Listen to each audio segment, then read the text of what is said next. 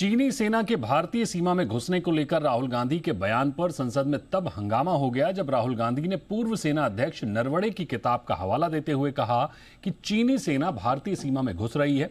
लेकिन इसी बीच रक्षा मंत्री राजनाथ सिंह ने राहुल गांधी की बात को रोकते हुए कहा कि नरवणे की किताब अप्रकाशित है और बिना छपी पुस्तक का जिक्र संसद में नहीं किया जा सकता।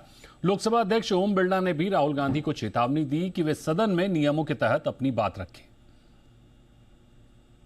This is about when 4 Chinese tanks were entering Indian territory.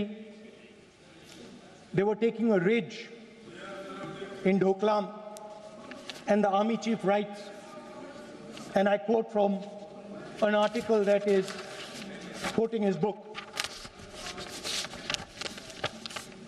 The tanks were within a few hundred meters of Indian positions on the Kailash range. No, sir. No, sir. No, sir. No, we only started. No. He is not yielding. He is not yielding. He is only starting. क्या वह पुस्तक प्रकाशित हुई है जिसमें यह सब सारी बातें लिखी हैं? यदि प्रकाशित हुई है तब तो आप उसका उल्लेख करिए। नहीं प्रकाशित हुई है तो उल्लेख करने का कोई औचित्य नहीं है।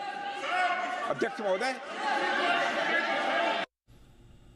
और इस खबर पर हमारे सहयोगी नीरज पांडे जुड़ गए हैं। नीरज, एक बार विस्तार से बताइए, लोकसभा में जो हंगामा हुआ, दरअसल राहुल गांधी ने क्या कुछ कहा? देखिए, आज राष्ट्रपति के अभिभाषण पर चर्चा होनी थी जिसको लेकर आज जब राहुल गांधी को बोलने के लिए कहा गया तो राहुल गांधी ने पहले तो एक किताब का जिक्र किया जो जनरल NN नरावणे ने लिखी है, लेकिन वो अभी तक प्रकाशित नहीं हुई, ऐसा सत्य सामने आया। जब इस बात को लेकर रक्षा मंत्री राजनाथ सिंह और गृह मंत्री अमित शाह दोनों ने अप्रोच किया और लोकसभा स्पीकर से इस बात के लिए कहा कि ऐसी कोई किताब है नहीं और अगर ऐसी कोई किताब है तो वो सदन के सामने रखें।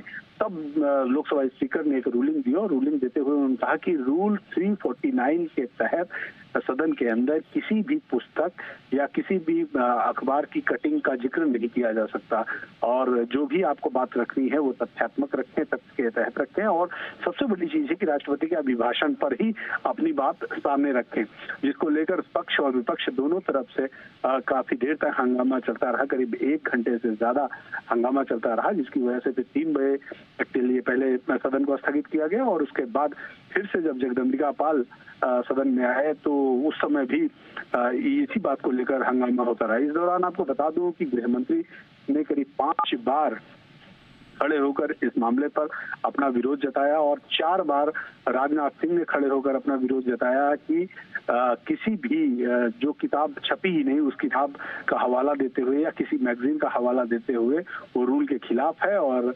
ऐसी किसी भी बात का जिक्र सदन के अंदर नहीं होना चाहिए। तो काफी देर तक आज हंगामा चलता रहा और फाइनली ये हुआ कि कल तक के लिए सदन को लोकसभा को स्थगित कर दिया गया है।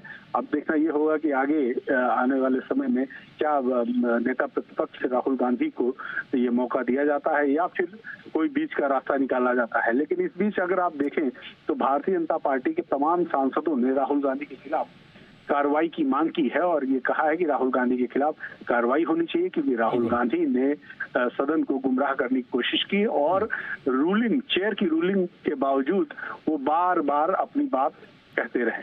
जी बिल्कुल। नीरज, क्या आपको लगता है कि इस बार का जो बजट सत्र है वो हंगामे की भेंट चढ़ता हुआ दिख रहा है? देखिए, बजट पेश हो चुका है। बजट पे जैसे कि परंपरा है कि पहले एक छोटा सा सेशन रहता है 10 दिन का जिसमें बजट के राष्ट्रपति के अभिभाषण पर और बजट पर चर्चा होती है। इसके लिए ऑलरेडी समय निर्धारित किया जा चुका है। लोकसभा और राज्यसभा दोनों में तिथियां और समय निर्धारित है। लेकिन जिस तरह की तस्वीर बन रही है, राहुल गांधी अपनी बात से पीछे हटने को तैयार नहीं है और वो लगातार इंटरनेशनल बॉर्डर्स पर चर्चा करना चाहते हैं और एक मैगजीन और एक किताब का हवाला दे रहे हैं। मुझे लगता नहीं है कि ये बात आगे बढ़ पाएगी और कहीं ना कहीं सत्ता पक्ष और विपक्ष इस पूरे मामले में आमने सामने रहेंगे। तो ये आप कह सकते हैं कि ये सेशन भी इस बार हंगामे की भेंट चढ़ता दिखाई दे रहा है। बिल्कुल, बहुत शुक्रिया करेंगे नीरज आपका हमारे साथ जुड़ने के लिए। इस खबर पर बहुत शुक्रिया।